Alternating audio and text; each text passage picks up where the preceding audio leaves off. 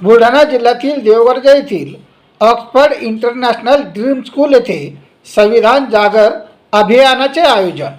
जय भारत जय संविधान।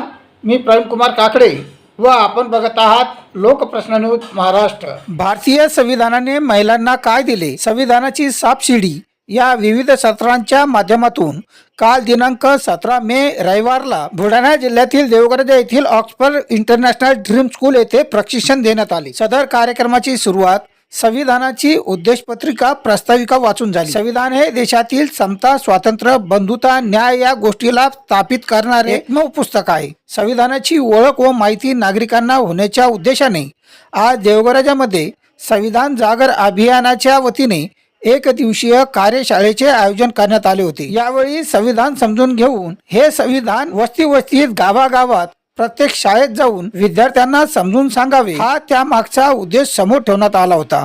कार्यक्रमाच्या प्रसंगी कार्यक्रमाचे स्वरूप समजून सांगण्यासाठी सत्यशोधक शिक्षक सभेचे महाराष्ट्र राज्य प्रदेशाध्यक्ष प्राध्यापक डॉक्टर श्याम मुडे सर यांनी कार्यक्रमाचे प्रास्ताविक केले। यावेळी तुषार रह यांनी संविधानाच्या प्रास्ताविकेचे प्रशिक्षण दिले, तर संविधानांना महिलांना काय दिले यावर अनिता भास्कर शिंदे व सुचिता किशोर चव्हाण यांनी प्रबोधन प्रशिक्षण दिले।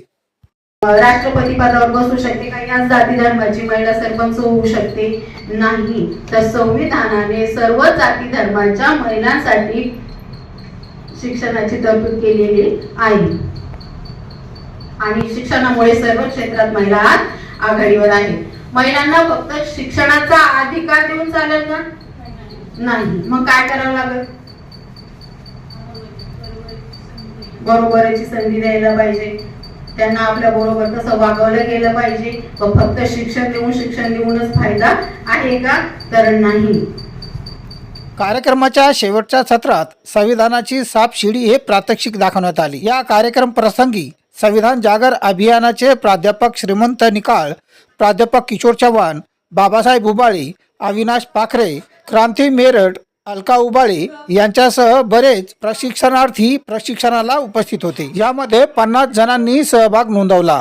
यावेळी या ठिकाणी पुस्तकांचा स्टॉल आणि महामानवांच्या जीवनावरील पोस्टर प्रदर्शनी लावण्यात आलेली होती। गजानन चोपडे, तालुका प्रतिनिधी, लोकप्रश्न न्यूज महाराष्ट्र।